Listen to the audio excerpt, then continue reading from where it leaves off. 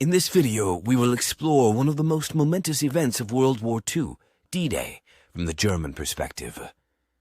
Immerse yourself in the narrative of German soldiers, officers, and commanders as they faced the largest amphibious landing in history. From the previous preparations to the chaos on the beaches of Normandy, this story will offer a unique and fascinating vision of one of the key moments of the largest war conflict of the 20th century. Through historical archives, testimonies, and detailed analysis, this video will seek to understand the German perspective of D-Day and how this event changed the course of the war. Join us on this historic journey. D-Day through German eyes, the other side of history's largest amphibious assault. D-Day, from the German perspective, is a pivotal moment in World War II, marking a significant shift in the conflict's dynamics. For Germany, it represented not just an immense military challenge, but also a critical test of its strategic defenses in occupied Europe. Before June 1944, the German military held a dominant position across much of Europe, fortified by years of conquests and strategic planning.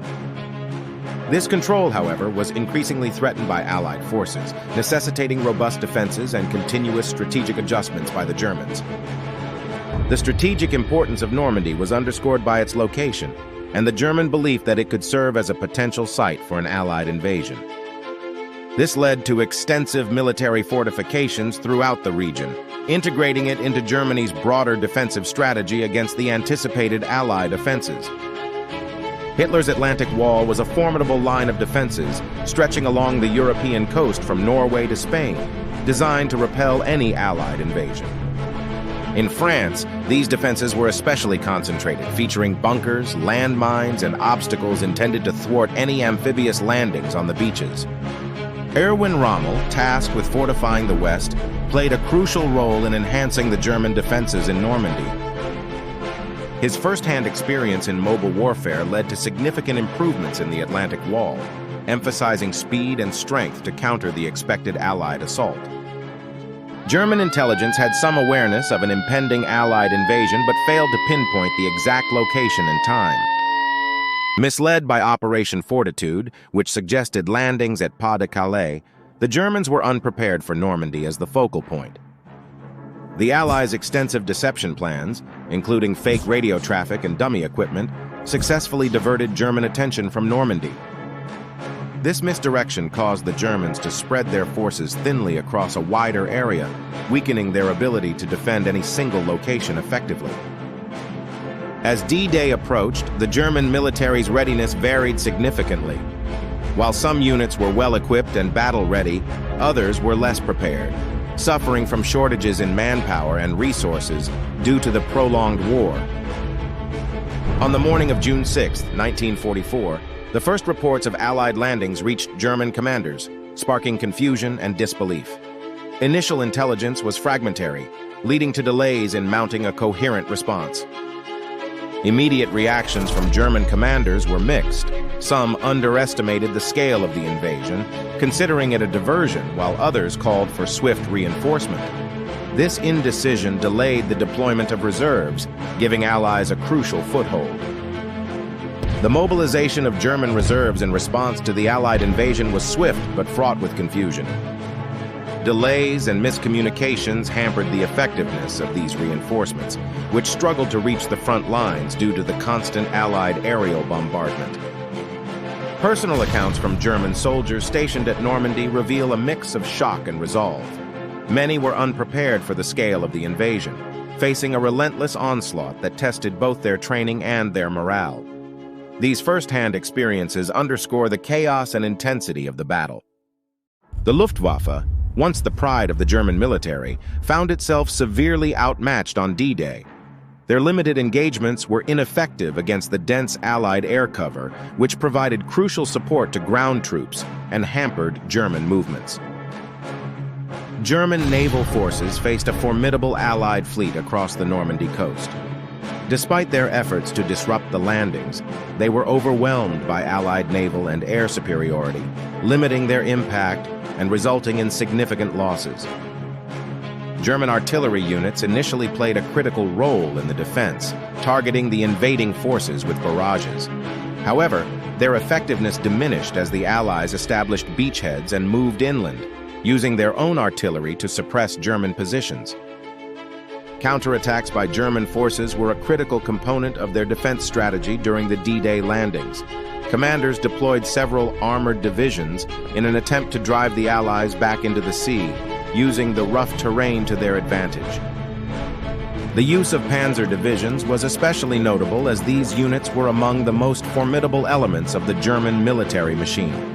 However, their impact was mitigated by delayed orders and the effective Allied control of the air, which hampered their movement and coordination. Communication among German troops became increasingly problematic as the battle intensified. Allied jamming efforts and the chaos of combat led to significant delays in orders, contributing to a disjointed defense effort and missed opportunities to repel invaders more effectively. Leadership was tested under the extreme pressures of the invasion.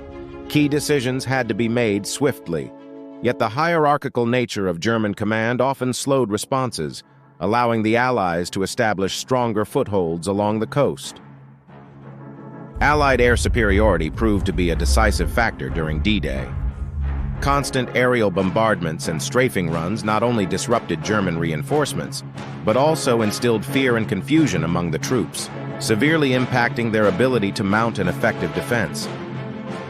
The psychological toll on German soldiers during the D-Day invasions was immense. Confronted with an overwhelming Allied force, many experienced a profound sense of inevitability and despair. This impact was exacerbated by the continuous aerial bombardments, leaving troops demoralized and disoriented. As the Allied forces gained ground, the German defense lines began to crumble, leading to a strategic breakdown. Commanders struggled to maintain order and cohesion among their forces as retreats were ordered. This disarray facilitated further Allied advances, compounding German losses both in territory and morale. In the wake of the invasion, German forces initiated a series of retreats, attempting to regroup and establish new defensive lines further inland. The aftermath of D-Day was a period of harsh reassessment for the German military. Losses in men, material, and morale forced a reorganization of the remaining forces.